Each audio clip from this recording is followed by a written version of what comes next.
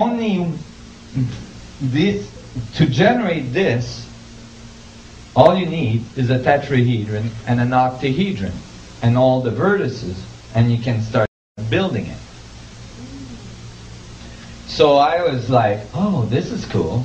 As soon as you slide the bottom into the top, basically, as soon as you compress it, as soon as you collapse it, right, you obtain a 3D geometry.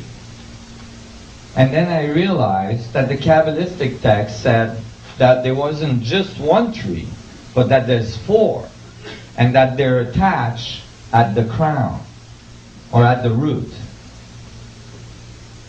Well, I assumed that they were giving us only half the code again, so that there would be 8 trees attached at the root. Well, if there is 8 trees attached at the root, and each one are decoded to give a star tetrahedron, as we just did, then the result is 64 tetrahedron grid. How do you know you've decoded it right? Well, when you're finished, you can actually plot the 2-dimensional tree right on top of it, and you have all the lines you need with its sephiroths. The sephiroths are these balls on the corner of the tree. The word sephiroth comes from the word sapphire, referring to crystals. And when you plot the sephiroth all around the tree, all around the 64 tetrahedron, since each tree has one sephiroth involved in the middle, each tree only has 9 sephiroths. 9 multiplied by 8, 72. I had come back exactly to the tetragrammaton. You've got 2 other ways that you can do this. The top 3 are always considered to be separate and above man, and thus to be mapped separately.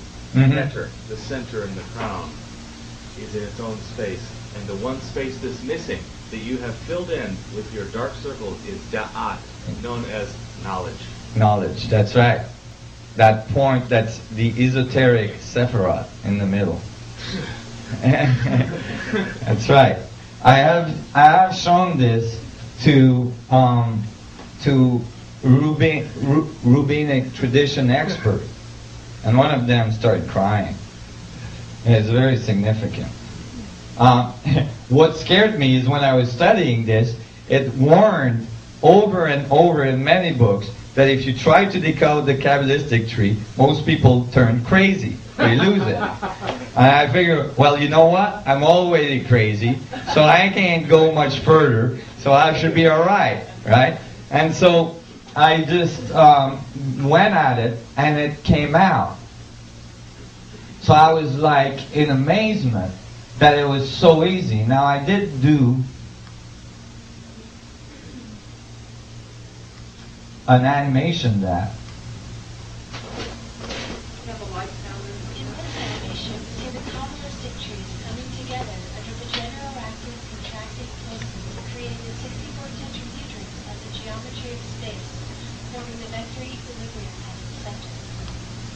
So here it is, again. In this animation, we see the Kabbalistic trees coming together under the general active contracting pulses, creating the 64 tetrahedrons of the geometry of space, forming the vector equilibrium at its center.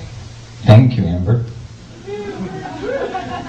And here's a Kabbalistic tree that was generated during the time that I was writing this up in a little journal I published.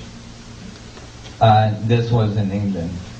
But note on this little animation that when we look at it slowly, you can see. Can everybody see here how the tree actually compresses and becomes a 3D object? This is the contractive side of the event horizon, you see? And then when you're done, can you see how all the sephirots intersect it gives you the exact correct geometry, giving you the 64 tetrahedron grid and the vector equilibrium in the middle. That's just fantastic. That's just fantastic. I was just mind blown.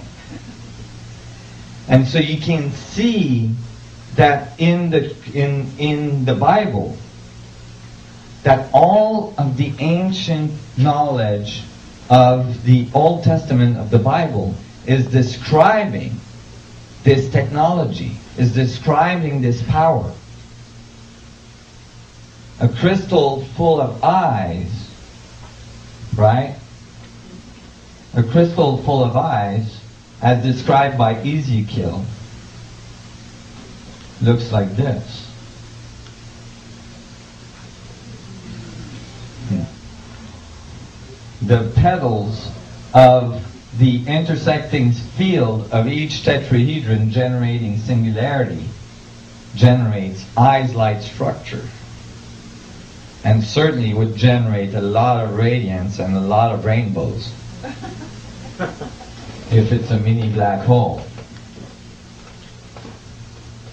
And so I was looking at it, and I started to trace back the movements of the arc. And because we're running out of time, I'm not going to go into too many details on that. But the arc seemed to have moved from one place to the other, and every time it would move from one place to the other, the symbol of the star tetrahedron, the Star of David, would change name. For instance, the ark went to Zion. The star tetrahedron was called the Star of Zion. Then the ark went to Solomon. The star tetrahedron was called the Shield of Solomon. Then the ark went to David, and the star tetrahedron was called the Star of David. So you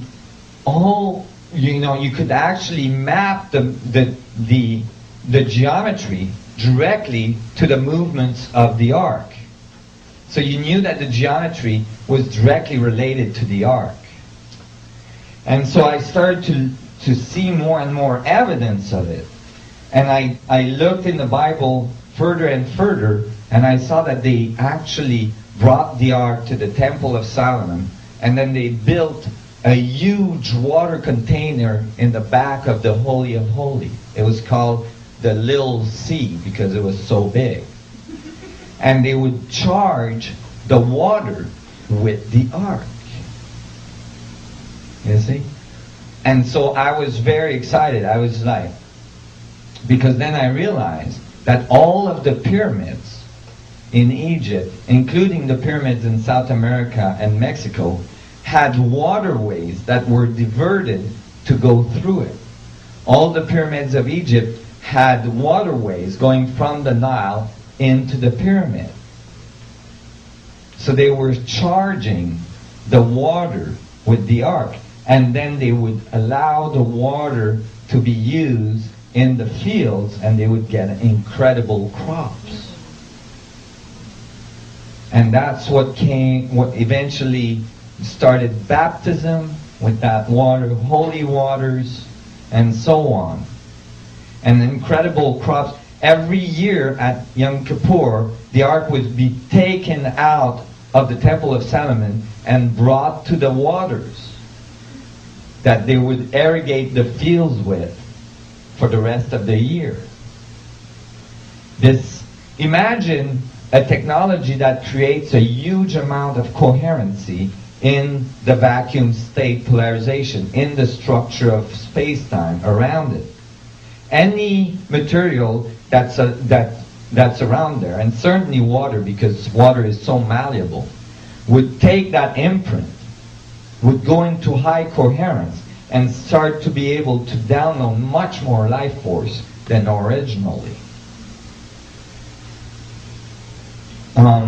So I started to, I could see how this whole evolution. So I'm going to jump ahead.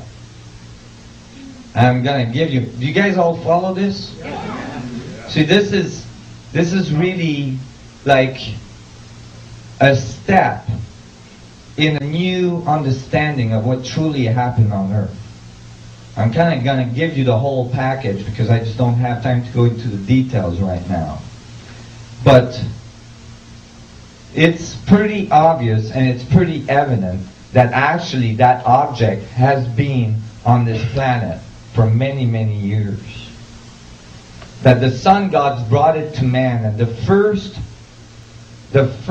account of that object having been brought to man by the sun gods is in the Sumerian tablets, which says that the sun gods came to the earth and met with man on top of a mountain, just like the story of Moses. And at the top of the mountain, they give them the black sun, a black hole.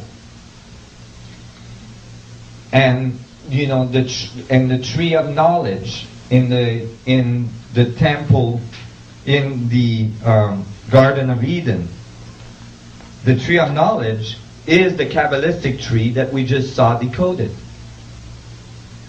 The tree of knowledge was that crystal power that was charging the water and charging the food and generating the Garden of Eden.